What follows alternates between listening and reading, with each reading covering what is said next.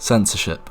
The suppression or prohibition of any parts of books, films, news, etc. that are considered obscene, politically unacceptable, or a threat to security.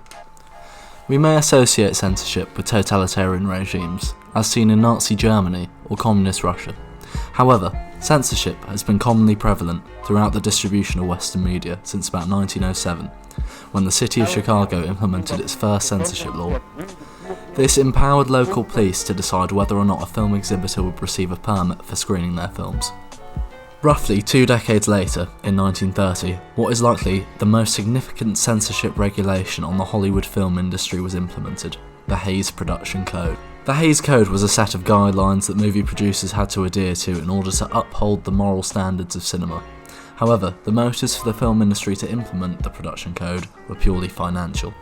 In 1920, the film industry was booming, an industry worth $1 billion and rising, till certain things were beginning to halt its progress. In 1922, the Hollywood film industry had become heavily wrapped up in numerous scandals, many of which had come to light after famous actor Roscoe Fatty Arbuckle's arrest and subsequent murder charge. The reputation of the industry became heavily tarnished after these scandals. Historian Lois Banner stated that performers' private lives became public and publicised as free and easy. Hollywood became synonymous with this lifestyle of drugs, alcohol and other shocking activities. Film producers and executives knew that this reputation could have awful repercussions for the distribution of their commodity. Many groups, including women's organisations and Presbyterians at this point, believed that not only the people making the films were corrupt, but the morally bankrupt content of the films were also corrupting the minds of the American youth. Subsequently, they threatened en masse boycotts of the screenings of numerous films that they had a problem with. This was an early example of consumer activism. According to Hollywood film historian Gregory D. Black, they caused a drop in cinema attendance by 40%, displaying the great influence they had over ticket sales and therefore power over film industry profits. At the same time, the US was entering into a time of serious economic turmoil. In 1929, Wall Street crashed and the Great Depression was beginning, leading to a time of great economic uncertainty amongst all industries. However, many film producers at the time liked to describe the industry as recession-proof due to their astounding viewing figures. In 1922, the average weekly movie theatre attendance was at 40 million. By 1928, 65 million, and by 1930, 90 million viewers per week were attending the cinemas. The boycotts and moral crusaders had been fairly damaging, but even more concerning, the groups were lobbying for government-regulated censorship over the Hollywood film industry. In 1921, 37 states were considering film censorship bills. They had to be appeased, otherwise the industry would lose not only profits, but autonomy as well. To combat this, in 1922 the film industry develops their own trade association, the Motion Picture Producers and Distributors of America. In order to appease the religious moral crusaders, they appointed the Presbyterian elder and ex-Republican committee member, Postmaster General William Hays, as the president. The MPPDA produced 80% of US films and attempted to ensure that films had a clean moral tone and adhered to the moral standard of specific regions. The industry self-regulation managed to alleviate pressure from the groups including Presbyterians and women's organisations.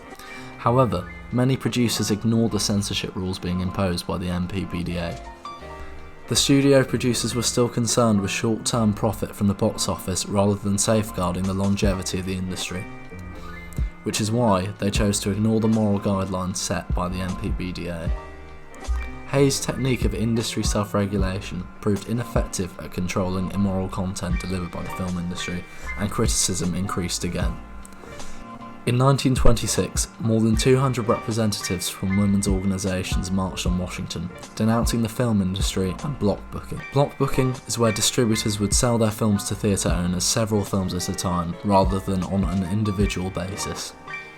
The moral crusaders believed that this was a method from the film industry to force the exhibitors to screen outrageous films.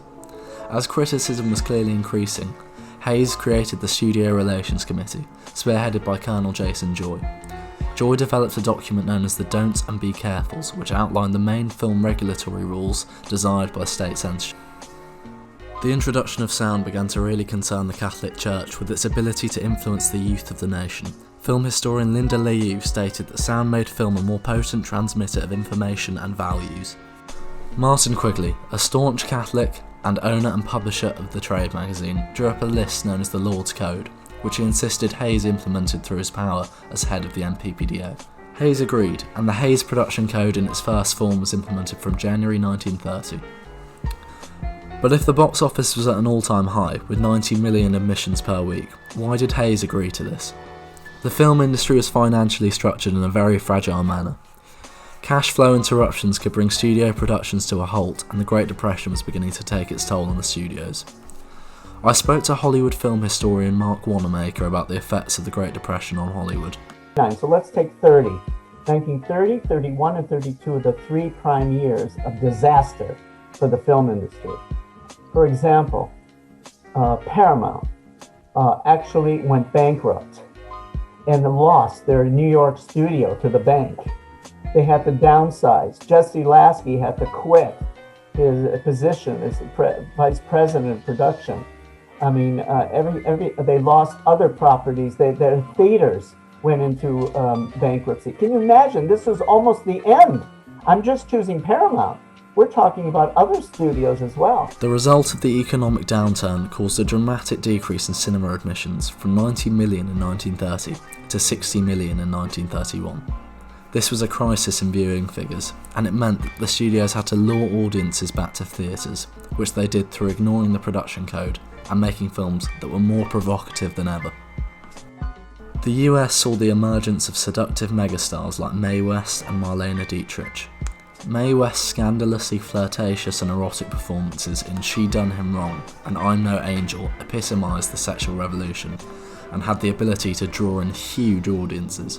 By 1934, 46 million people had seen these two films collectively, and according to film historian Thomas Doherty, she was essentially the only reason that Paramount was saved from bankruptcy. Obviously, the result of the producers ignoring the code yet again was that the film industry was infuriating the moral crusaders. In 1933, there were 40 national organisations pressing for federal regulation of the film industry. Also, the Catholic Legion of Decency emerged, with over 7 million members wanting to purify Hollywood and put an end to block booking. From July 2nd, 1934, Hayes established the Production Code Administration, with Roman Catholic Joseph Breen placed in charge. The PCA was designed to appease the Catholics through several strategies. The first being to enforce a moral balance in the plot of all films, making sure that any immoral aspect of the plot was counterbalanced with a resolution that condemned or punished the moral activity. They also adjusted policy on block booking, which allowed exhibitors and theatre owners to cancel any 10% of the selection of films that they had purchased. This meant that they weren't being forced by the studios to screen any immoral film that they didn't want to. Also, every film had to receive the PCA's seal of approval before its release. Breen was ruthless in his ability to control the content delivered by the studios. In 1937, the PCA delivered 6,477 official opinions and assessed 2,548 scripts and 1,489 films for their screen suitability. The next 20 years of Hollywood cinema saw the production code successfully enforced while box office figures continued to rise at a steady pace.